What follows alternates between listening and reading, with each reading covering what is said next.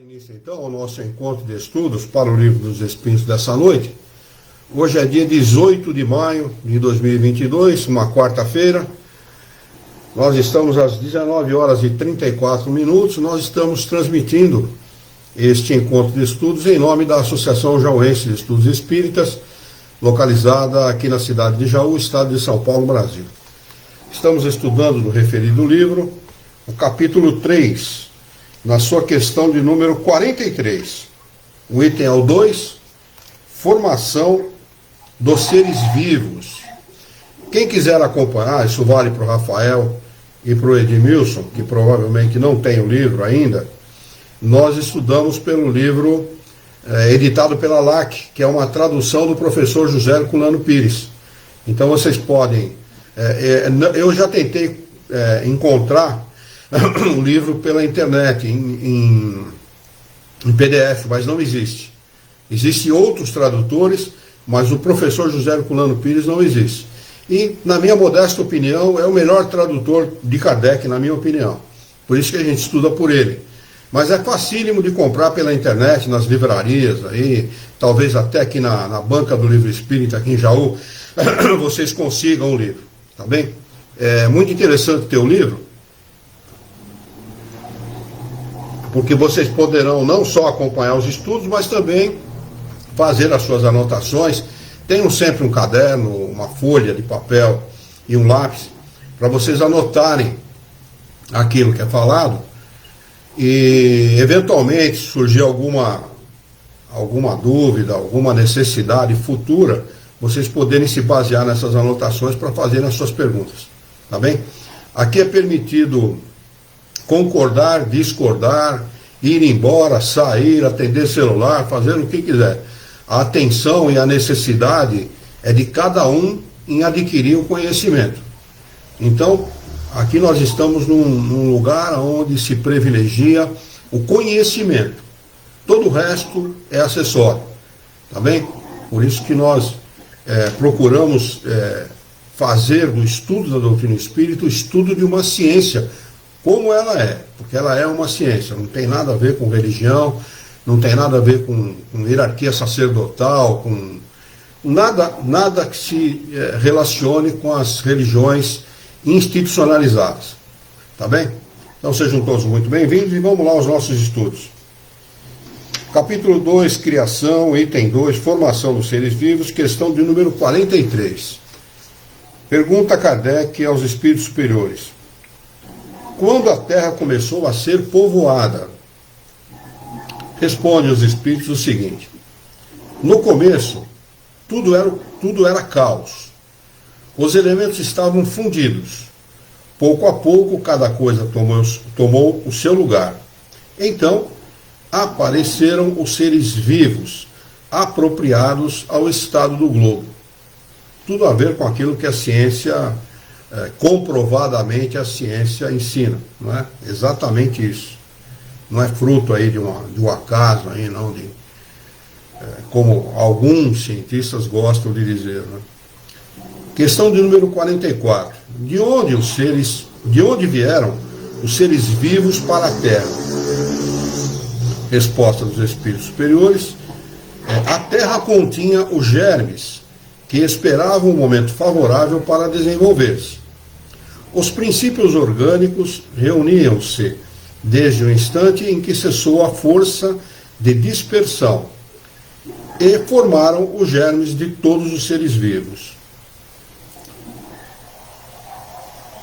Os germes permaneceram em estado latente e inerte, como a crisálida e as sementes das plantas, até o momento propício à eclosão de cada espécie. Então, os seres de cada espécie se reuniram e multiplicaram. Pergunta de número 45. Onde estavam os elementos orgânicos antes da formação da Terra?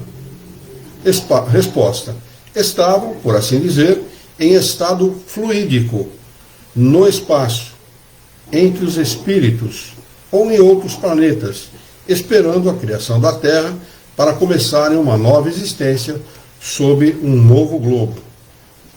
Kardec comenta essa resposta dos espíritos dizendo o seguinte: a química nos mostra as moléculas dos corpos inorgânicos unindo-se para formar cristais de uma regularidade constante, segundo cada espécie, desde que estejam nas condições necessárias. A menor perturbação destas condições é suficiente para impedir a reunião dos elementos, ou pelo menos a disposição regular que constitui o cristal. Por que não ocorreria o mesmo com os elementos orgânicos? Conservamos durante anos germes de plantas e de animais que não se desenvolveram a não ser numa dada temperatura e num meio apropriado. Viram-se grãos de trigo germinar depois de muitos séculos. Há, portanto, nesses germes um princípio latente de vitalidade, que só espera uma circunstância favorável para desenvolver-se. O que se passa diariamente sob os nossos olhos não pode ter existido desde a origem do globo? Esta formação dos seres vivos, saindo do caos pela própria força da natureza, tira alguma coisa à grandeza de Deus? Ele se refere aqui àquilo que está dito nas escrituras, nas ditas escrituras sagradas, em relação à criação, que a gente sabe que é uma interpretação equivocada, né, daquilo do entendimento da criação. Realmente a criação não se dá daquela maneira, né? Longe disso, corresponde melhor à ideia que fazemos de seu poder, a exercer-se sobre os mundos infinitos através de leis eternas. Esta teoria não resolve, é verdade, a questão da origem dos elementos vitais, mas Deus tem os seus mistérios e estabeleceu limites às nossas investigações. Pergunta de número 46. Há seres que ainda nascem espontaneamente? Resposta: sim, mas o germe primitivo já existia em estado latente. Sois todos os dias testemunhas desse fenômeno. Os tecidos dos homens e dos animais não contêm os germes de uma multidão de vermes que esperam para eclodir? A fermentação pútrida necessária à sua existência é um pequeno mundo que dormita e desperta. Questão de número 47.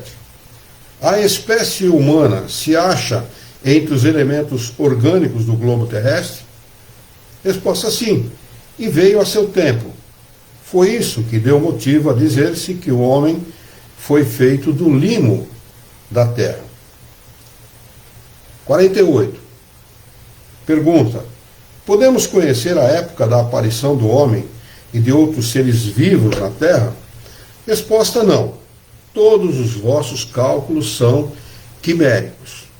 Estima-se 6 bilhões de anos.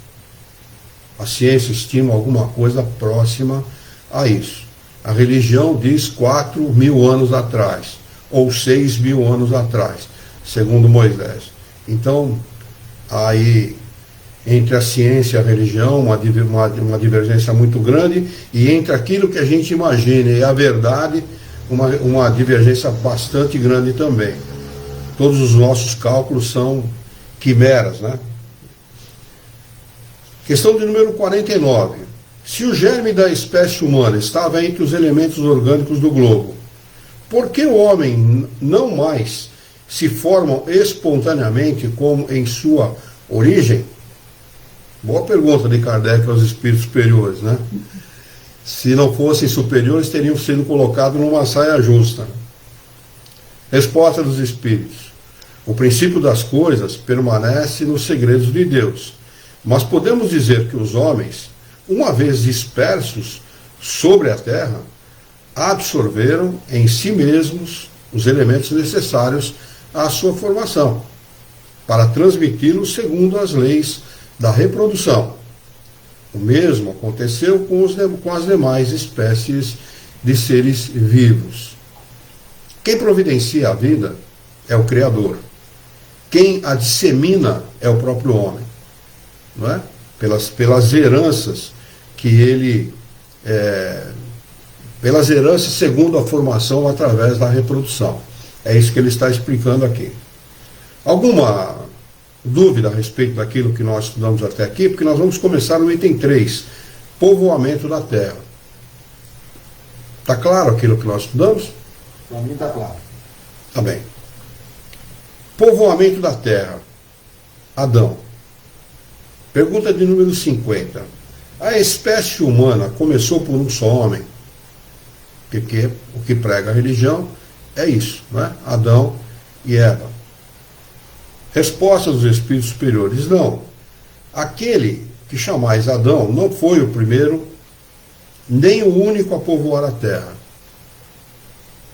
Questão de número 51. Podemos saber em que época viveu Adão? Resposta: mais ou menos naquela que lhe assinalais. 6.000 anos atrás, aproximadamente.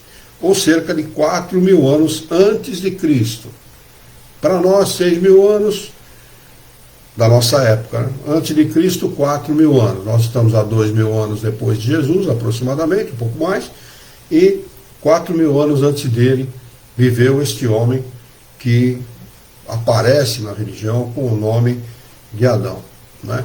Mas que na realidade não foi o primeiro, nem o único da sua época. Imaginem vocês Kardec vivendo num país católico, onde a igreja mandava no Estado, falando isso em 1857, o que ele não deve ter tomado de bordoada da igreja. Kardec explica o seguinte a respeito dessa resposta dos espíritos. O homem cuja tradição se conservou sob o nome de Adão, foi um dos que sobreviveram, em alguma região, a um dos grandes cataclismos que, em diversas épocas, modificaram a superfície do globo e tornou-se o tronco de uma das raças que hoje o povoam. As leis da natureza contradizem a opinião de que os progressos da humanidade, constatados muito tempo antes de Cristo, se tivessem realizados em alguns séculos, como a teoria de ser, se o homem não tivesse aparecido senão depois da época assinalada para a existência de Adão. Alguns, e com muita razão, consideram Adão como um mito ou uma alegoria personificada para as primeiras idades do mundo. Nós vamos adentrar o item de número 4. Alguma pergunta a esse respeito? Aquilo que nós estudamos até agora? Não temam em fazer perguntas, viu? Porque é o que mais surge no estudo da doutrina espírita é dúvida. Não é? A gente tenta esmiuçar a explicação, tanto quanto esteja ao meu alcance intelectual, que não é muito grande, mas sempre surgem dúvidas. Então perguntem, anotem aí, se ao longo da semana tiver alguma dúvida, façam na semana que vem, que nós precisamos esclarecer, porque a gente vai avançando no estudo e aquilo que ficou para trás pode dificultar o entendimento de alguma coisa lá na frente. Ok? Item 4. Diversidade das raças humanas. Questão de número 52.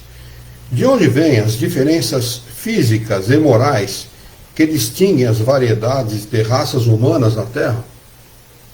Resposta: do clima, da vida e dos hábitos. Dá-se o mesmo que se daria com duas crianças da mesma mãe que, educadas uma longe da outra e de maneira diferente, não se assemelhassem em nada quanto à moral. Fácil de entender isso, né? Nós vemos crianças brasileiras que, em determinado momento da sua existência, foram adotadas por famílias de outros países e quando voltam ao Brasil não parecem brasileiros, porque têm costumes, falam línguas diferentes, muitas nem falam o português, e vão conhecer a família de origem e não se parecem quase em nada, a não ser pela alguma semelhança física, cor da pele e etc. Né? Então isso explica muito essa diversidade de raças que existe aqui no nosso planeta. Essa diversidade de raças se dá muito por conta disso, das nossas necessidades locais. Né? Nós temos necessidades locais que mudam: cor de cabelo, cor de olho, cor da pele, cultura e tudo mais. Esta é a grande beleza desse planeta Terra, né? Onde a gente pode desencarnar e reencarnar em lugares completamente diferentes da última encarnação, aprender culturas diferentes, hábitos diferentes, línguas diferentes. Aliás, é muito interessante, né? Eu conheci no Bom Retiro, onde eu trabalhei por 14 anos, um judeu que falava quase 72 línguas. Dessas 72 línguas, 4 ou 5 eram línguas mortas. Ele tinha uma facilidade para aprender a falar idiomas diferentes do português, que era uma coisa inimaginável, né? Inimaginável, era muito interessante. Então, isso não é um dom de Deus, né? O Criador não dá nada para ninguém. Ninguém ganha nada gratuitamente. O homem tem aquilo que lhe é próprio. Aquisições de outras encarnações, né? Evolução moral e intelectual, advindas de outras encarnações que lhe facilitam ou não nessa encarnação. Não é? Eu até mandei para o Rafael hoje essa mensagem a respeito dos nossos medos, né? Foi essa que eu te mandei, né, Rafael? Do sujeito que numa outra encarnação parece que participou da Segunda Guerra Mundial e tinha medo disso mesmo. É muito interessante essa mensagem, porque esta criança ela tinha medo de pássaros. Não é? Ela ouvia o bater das asas de pássaros, ou o chilrear dos pássaros, e ela ficava aterrorizada. Não é? E nada resolvia a questão da criança, nada resolvia. Essa criança foi deixado de lado, esse problema dela, ela se tornou um adulto, fez um tratamento com psicólogos e com uma pessoa que fazia regressão a vidas passadas, e mesmo a pessoa que fazia regressão, era uma psicóloga ateia, se não me engano, ela não encontrava razão, né? Respostas para esse tipo de medo, né? E ela, num determinado momento, permitiu que essa pessoa avançasse mais na sua regressão e chegasse até o momento em que ele participou na Segunda Grande Guerra Mundial, onde ele foi ferido, junto com outros companheiros. Esse ferimento não lhe causou a morte imediata. Ele foi jogado, o seu cadáver semi-morto, mas não estava morto ainda, em cima de um monte de outros cadáveres, e os pássaros, os abutres e tal, que se alimentam de carne putrefata, pousavam em cima dos cadáveres para comer, e pousaram em cima dele também.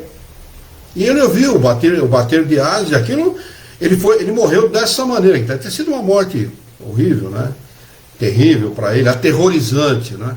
Aterrorizante. E isso acompanhou, como memória atávica, acompanhou esta criatura a outras encarnações, inclusive nessa encarnação onde ele teve esse problema sério. Isso explica medo de barata, medo de lagartixa, medo de rato, medo de um monte de outras coisas, né? Eu, por exemplo, tenho um medo terrível, né? Na realidade não é medo, é receio, né? De me aproximar de lugares altos. Se estiver num lugar muito alto, eu me aproximo com muito cuidado, né? Eu não tenho medo, mas eu tenho um receio de altura muito grande. É muito interessante isso, porque isso está refletindo em mim, nas minhas emoções, aquilo que possivelmente pode ter acontecido numa outra encarnação. Isso acontece com todos nós de uma maneira, de um modo geral. Isso tem um nome, chama-se memória atávica. E estamos aqui para consertar isso, entre outras coisas, para consertar esse tipo de problema. Muito bem. Questão de número 53. O homem apareceu em muitos pontos do globo? Resposta: sim, e em diversas épocas. E é essa uma das causas da diversidade das raças. Depois, o homem se dispersou pelos diversos climas, pelos diferentes climas, e aliando-se os de uma raça aos de outras, tomaram novos tipos. Né? Por exemplo, o nosso índio, o índio brasileiro. Né? A origem do nosso índio brasileiro é lá no Oriente Médio, no Oriente, no Extremo Oriente. Olha quanto esses homens caminharam, né? Quanto esses homens caminharam para chegar no nosso continente. A origem do índio norte-americano é a mesma coisa, do índio que povoa toda a América é a mesma, né? E é assim que as coisas aconteceram. E essa miscigenação, ela é necessária, né, para quebrar no homem o preconceito de raça, de cor, de credo, de cultura e etc. Eu também conheci, através da televisão, por uma entrevista, um homem que falava muitas línguas também, e ele disse uma coisa na entrevista que me ensinou muito. Ele dizia assim: a partir do momento que você aprende muitas línguas, não há razão para você ter preconceito. Porque você aprende o valor do sentimento e do pensamento de outras raças, de outros seres, que, apesar de falarem de forma diferente, de se expressarem de forma diferente, terem uma cultura diferente, são seres exatamente iguais a nós. Isso é muito interessante, porque é uma coisa que nos ensina muito, abre a nossa mente para esse tipo de entendimento. Né? As diversidades, elas não são para que nós tenhamos preconceito contra as diversidades, mas para que nós procuremos entender os nossos irmãos e não agir como eles, se isso não estiver na nossa maneira de ser, mas para entendê-los, né? Para que haja aquilo que Jesus pediu, porque para Jesus caridade, justiça, é respeitar o direito do próximo. Isso é caridade para Jesus, não é? Não dar sopinha embaixo de viaduto, ou agasalho para quem está com frio no meio da rua. Isso é obrigação social, não tem nada a ver com caridade. Caridade material, ela é a caridade mais fácil de ser realizada, né? Aquela que Jesus pede, que é a benevolência para com todos, indulgência para com as faltas alheias e o perdão das ofensas, essa realmente é a caridade, a verdadeira caridade segundo o entendimento de Jesus, né?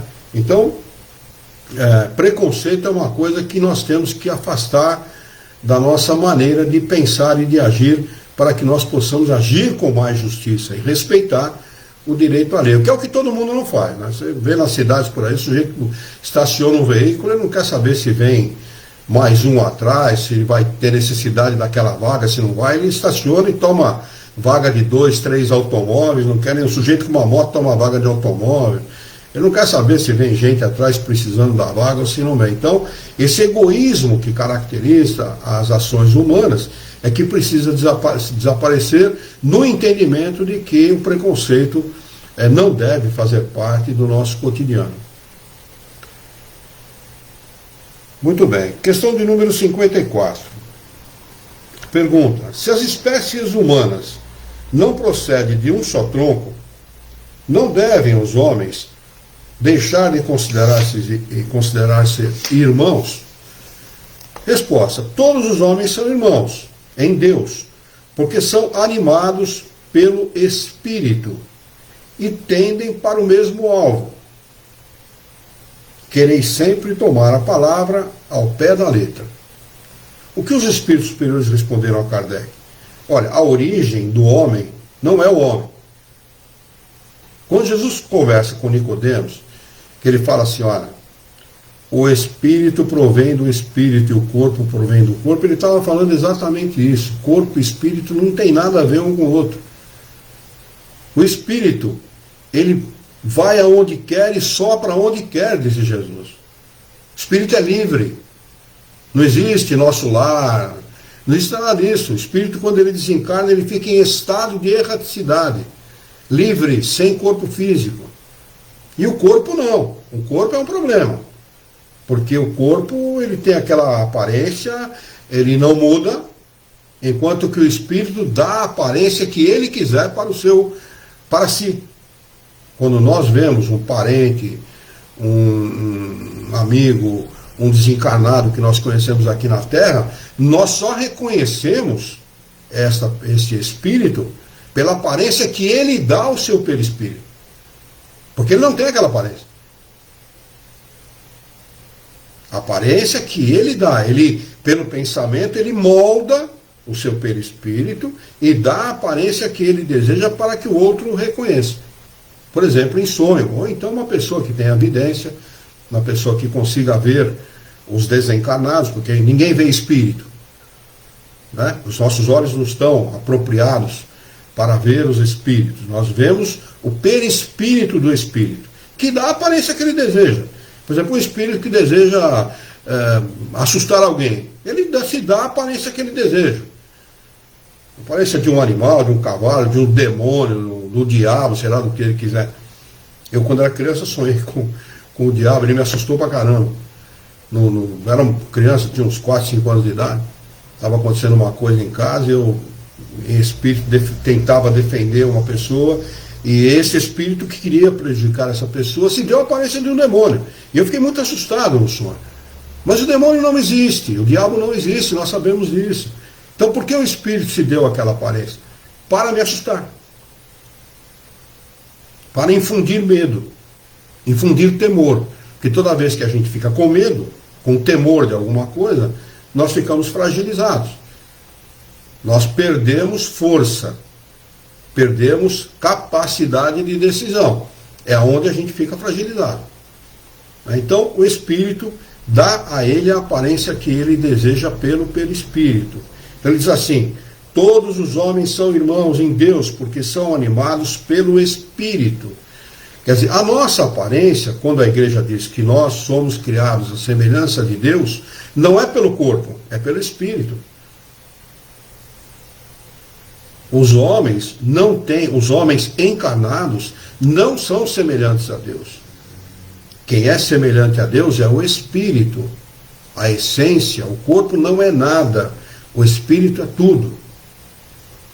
E tendem para o mesmo alvo, ou seja, todos nós estamos condenados a ser felizes, todos, indistintamente.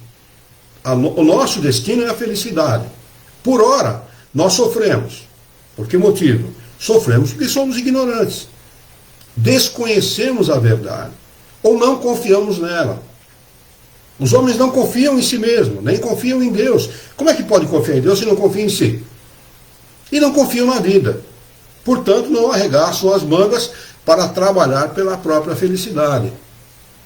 Quando Jesus fala que a felicidade não é deste mundo, ele estava se referindo exatamente a isso. A felicidade não é deste mundo, porque o espírito que habita o mundo de expiação e provas é um espírito que ainda carece de muito conhecimento. O conhecimento é que leva à felicidade. Não é a religião, nem o dinheiro, nem posse material, nem absolutamente nada do que a gente conhece aqui na Terra. Uma vez que nós temos que deixar tudo aqui na Terra, quando nós desencarnamos, nós não levamos da Terra absolutamente nada, nem o próprio corpo. Nada. A não ser o que é realmente de propriedade do homem, são os seus conhecimentos. Aquilo que ele adquire como conhecimento aqui na Terra. Isto é propriedade inviolável, intocável, porque é dele. Ele trabalhou para conquistar isso. Ninguém tira, nem Deus, nem Jesus, nem os Espíritos, ninguém tira dele isso. É dele. E é isso que o leva à felicidade. O conhecimento destrói a crença. Um homem que crê é aquele que não tem conhecimento. Porque o homem que tem conhecimento não crê. Ele sabe. Eu costumo dizer uma coisa que choca muitas pessoas, quando elas não têm conhecimento, eles não acreditam em Deus. Mas você não acredita? Não, eu não acredito. Eu sei dele. É diferente. Porque quando você acredita em Deus, qualquer coisa que aconteça fortuitamente na sua vida, a perda de um ente querido, por exemplo, pode levar uma pessoa à descrença. Vocês devem estar lembrados daquele cantor sertanejo, que num acidente de carro morreu ele e a noiva. Foi recente, acho que foi ano passado, uma coisa assim. Morreu num carro importado, muito bom e tal. parece que teve lá, trocaram as rodas, o carro ficou fragilizado do ponto de vista da sua segurança e tal, né? O pai, eu vi o depoimento do pai, e o pai estava realmente revoltado com a situação. Então ele disse para a repórter assim: eu não acredito mais em Deus, porque eu rezava todos os dias para Deus proteger meu filho e ele não protegeu. Esta é a crença, meus amigos. Esta é a atitude de uma pessoa que crê, não de uma pessoa que sabe de Deus. Uma pessoa que sabe de Deus, ela não depende de circunstâncias da vida. Independentemente de perder tudo que você tenha do ponto de vista material, seus bens, ou qualquer pessoa que você ama muito, jamais você vai deixar de confiar no Criador. Esta é a verdadeira, quando Kardec fala da fé raciocinada, fé inabalável é somente aquela que pode encarar a razão face a face em qualquer época da humanidade, é exatamente nesse sentido. Fé é somente aquela que pode encarar a razão, não a crença. Que a crença não se baseia em razão. A crença se baseia em convicções adquiridas, muitas vezes de uma maneira forçada. Não é? E como se adquire a fé de uma maneira forçada? Porque alguém diz para você que você tem que crer, são os dogmas. Eu estou dizendo que você tem que crer nisso, porque tem que crer, está acabado.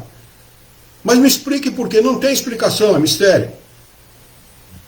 E não é assim, nós sabemos que a realidade não é essa. Não existe mistério nenhum. Somos espíritos imortais, criados para sermos felizes. Confie nisso. E adquira conhecimento, porque isso vai mudar a sua existência, vai mudar a sua vida, vai mudar a sua maneira de ver a vida e até de ver você mesmo. Passar a confiar em si, a confiar na sua capacidade, que todos nós temos, inteligência e pensamento. São dois atributos que o espírito tem, dados pelo Criador, para todos os espíritos, desde o início lá da sua criação, no momento em que ele se desvincula do elemento espiritual e se torna uma individualidade, desde aquele momento ele tem inteligência e pensamento. E é ele que age sobre a matéria. Nós já estudamos isso aqui, vocês vão ver que o Edmilson vai assistir, provavelmente vai assistir os vídeos, o Rafael está assistindo, e isso já foi estudado aqui, né? E nós sabemos que é assim que as coisas funcionam. Não porque o Luiz Herrera está dizendo, não. Porque os espíritos superiores ensinaram a Kardec. A obra não é de Kardec. Muita gente fala, a obra de Kardec não é de Kardec. A obra é dos espíritos superiores. Quem afirma isso é o próprio Kardec.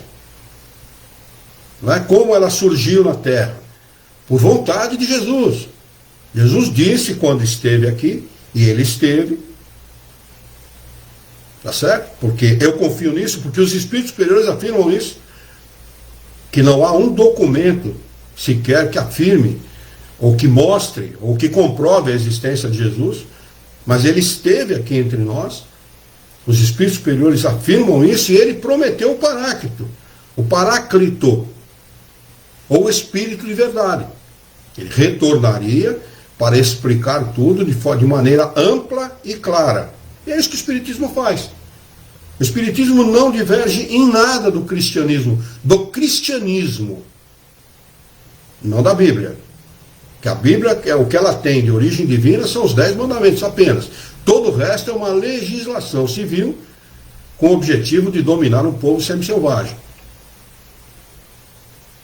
Já isso não acontece com o Evangelho, porque o Evangelho diverge da Bíblia. Jesus diz lá no comecinho, olha, vocês têm ouvido o que eles têm dito, olho por olho e dente por dente. Eu vos digo, ama o teu próximo, perdoa. Ele já começa divergindo. E diverge dos caras que levavam grana com isso, levavam dinheiro com isso, que eram sacerdotes, os fariseus e tal, aquele povo todo, né? Então, o Evangelho de Jesus é um e a Bíblia é outro completamente, embora estejam, existem em conjunto, né, no mesmo livro, né, ali num compêndio só, numa mesma obra, eles são duas obras diferentes. Uma é fruto do trabalho de um sujeito chamado Moisés, e outro é fruto de um espírito superior, um espírito puro, o maior de todos os espíritos encarnados na Terra, que é Jesus de Nazaré. Não Jesus de Belém, porque Jesus de Belém é fantasia, isso não existiu. Estou falando de Jesus de Nazaré. Esse sim é o verdadeiro Espírito que veio até nós para ensinar o que ensinou e que retornou, quase 2000 anos depois, para, sob sua autorização, poder trazer esses ensinamentos conforme eles estão colocados aqui no Livro dos Espíritos e nas demais obras. E ele arremata: quereis sempre tomar as palavras ao pé da letra. Então, palavra é palavra, conhecimento é uma outra coisa. Se nós queremos aprender com os espíritos superiores, nós temos que aprender a pensar como eles, e não como nós pensamos.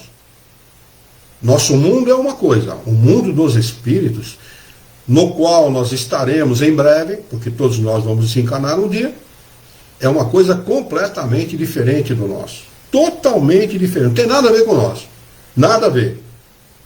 A começar pela nossa liberdade, pela nossa capacidade de aprendizagem, pela nossa capacidade de ouvir, de pensar, de ver, e todas as outras coisas. Não se limita à capacidade do espírito como as nossas capacidades estão limitadas nos 5 sentidos que nós conhecemos. Alguma pergunta? Realidade, né? Só um comentário, Luiz. Pois não. Na realidade, se nós tivermos que reduzir a uma pergunta, que talvez é uma resposta curta, breve, sobre o sentido da vida, né? Qual é o sentido nosso aqui? Né? Por que nós todos estamos aqui? Os espíritos superiores dizem que é para adquirir conhecimento. Essa é uma verdade inconteste. E todo mundo se faz essa pergunta. Se você perguntar num grupo de 50 pessoas qual é o real sentido da vida, você vai receber pelo menos umas 50 respostas diferentes. Todas elas baseadas na matéria e em coisas materiais. Quando o real sentido da vida não tem quase nada a ver, eu disse quase nada a ver com a matéria. A matéria, nós estamos encarnados de forma muito passageira e temporária, para adquirir virtudes que o espírito não tem, apenas isso. Estamos disfarçados aqui na matéria. Tanto que o Rafael não é Rafael, o Alexandre não é Alexandre, o Edmilson não é Edmilson, o Luiz não é Luiz. E a Lu que estava aqui conosco não é a Lu. Quem está nos escutando não é o que ele pensa que ele é. Nós somos espíritos imortais. E o nosso propósito é a eternidade. Mas, bem falando, a imortalidade, porque eterno só o Criador. Tudo que é absoluto só pode se referir ao Criador. O homem foi criado, o Criador é incriado. Então nós somos imortais.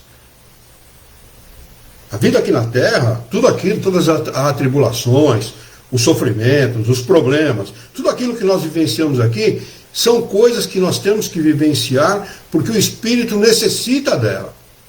O nosso propósito, o nosso objetivo é sempre a imortalidade do espírito, ou deveria ser. Para muita gente não é, mas deveria ser. Por isso que nós temos que investir pesado nos bens espirituais. Eu não estou falando em religião, não. Eu estou falando em bens espirituais. Nós, quando temos um pouco de dinheiro, o que nós fazemos? Investimos pesadamente no futuro da nossa economia pessoal. Vamos lá no nosso agente financeiro, no gerente do banco, ou nos aconselhamos com pessoas de mais idade, onde é que eu devo investir, de que maneira eu devo investir o meu dinheiro. Agora, com muito mais facilidade, com a internet e esta coisinha chamada celular na mão, o sujeito faz pesquisa e descobre 1000 maneiras de proteger o seu dinheiro.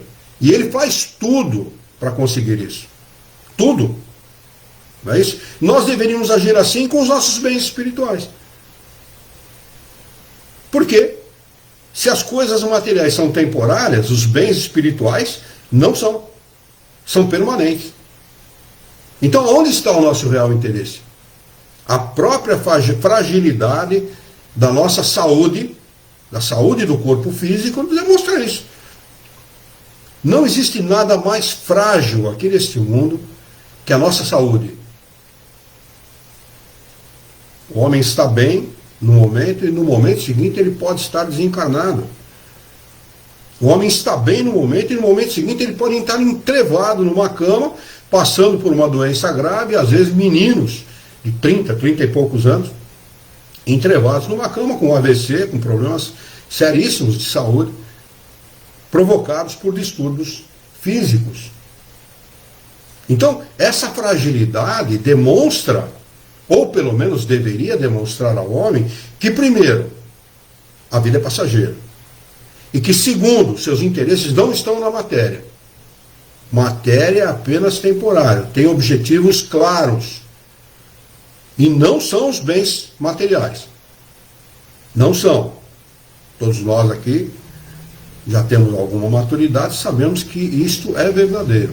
Por isso que o objetivo real da vida não é aquele que se aplica visando as coisas materiais, mas sim e sempre visando as coisas espirituais. Jesus é pródigo nesse aspecto. Ele ensina isso reiteradamente. Né? Reiteradamente.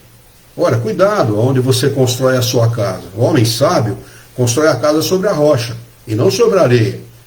Na areia vai vir lá as tempestades, a chuva e vai demolir a casa dele. Mas se você construir a sua casa sobre a rocha, podem vir as tempestades e tudo mais, que não vai ter problema nenhum. E ele estava se referindo diretamente às coisas do espírito. Porque depois ele arremata. Né? Falando das coisas espirituais. Estava comparando a construção de uma casa à construção dos nossos bens espirituais. Então trata de construir isso. Porque onde está o teu tesouro, ali estará o teu coração. Se nós nos ligarmos única e exclusivamente às coisas materiais, quando nós desencarnarmos, o nosso espírito vai estar ligado a essas coisas. As coisas para as quais nós somente demos atenção. Temos que aprender a nos desligar da matéria. Aprender a nos desligar daqueles que nós achamos que são insuperáveis. Nossos filhos, esposas, esposos, parentes, amigos, cachorro, papagaio, carro, seja lá o que for. Nós não somos proprietários nem de nada, nem de ninguém. E nós precisamos aprender a nos autoestimar, estar bem conosco. Quando olharmos para o espelho, nos agradarmos com aquilo que nós vemos. Nos amarmos. Eu não estou falando aqui de narcisismo, não é isso.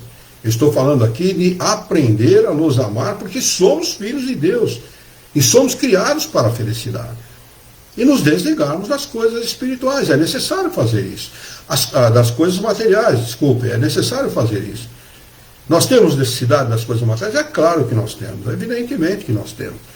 Mas nós não podemos nos permitir fazer como uma boa parte dos seres reencarnados fazem. Só dão atenção para isso. E quando chegam num determinado momento da vida, dizem assim, se eu soubesse o que eu sei hoje, eu não teria feito como eu fiz. E se arrependem de muita coisa que deveriam ter feito de maneira diferente. Eu recebi um aviso aqui que nós estamos a 10 minutos do final, agora deve estar faltando aí uns 8 agora? 8 agora. 8 indo para 7. Para 7, né? Então, vamos marcar aqui o item 5, pluralidade dos mundos, para nós retomarmos no nosso próximo encontro. Marquem aí para vocês. A questão é de número 55. Para nós retomarmos na próxima quarta-feira. Questão de número 55, pluralidade dos mundos. Tá bem? Se alguém tiver alguma pergunta, ainda dá tempo da gente responder, para que nós passemos para a nossa prece de encerramento. Para mim, tudo ok. Eu não entendi, Edmilson, por favor, repita. Para mim está tudo tranquilo. Então, bem esclarecido. Tá ótimo. Rafael, tudo bem também? Tudo bem. Ok. Vamos então fazer a nossa prece? Vamos lá. Muito bem. Vamos então elevar o nosso pensamento. Eu convido a todos a mentalizar a figura excelsa e amiga de Jesus, nosso mestre, nosso modelo e guia da humanidade. E juntos com Jesus vamos nos dirigir ao Criador, ao Senhor da vida, fonte inesgotável de paz, de amor, de bondade, de misericórdia e justiça, para agradecê-lo muito pela oportunidade de aqui estarmos reunidos em seu nome para estudarmos as questões propostas pelo Livro dos Espíritos dessa noite. Queira a vossa bondade, o vosso amor, a vossa misericórdia, que tenhamos bom ânimo, coragem, determinação, ideias renovadas, alegria de viver e muito entusiasmo, para que nós possamos trabalhar, sermos úteis à sociedade em que vivemos e desta forma dignificar a vida. Dá-nos ainda, Senhor, a força e a coragem para que nós possamos orientar a própria existência por um profundo e sincero respeito pelo nosso próximo. Em teu nome, Senhor, em nome de Jesus, em nome dos bons espíritos, em nome do nosso diretor espiritual e de sua equipe, nós declaramos encerrado o nosso encontro de estudos dessa noite, e que assim seja.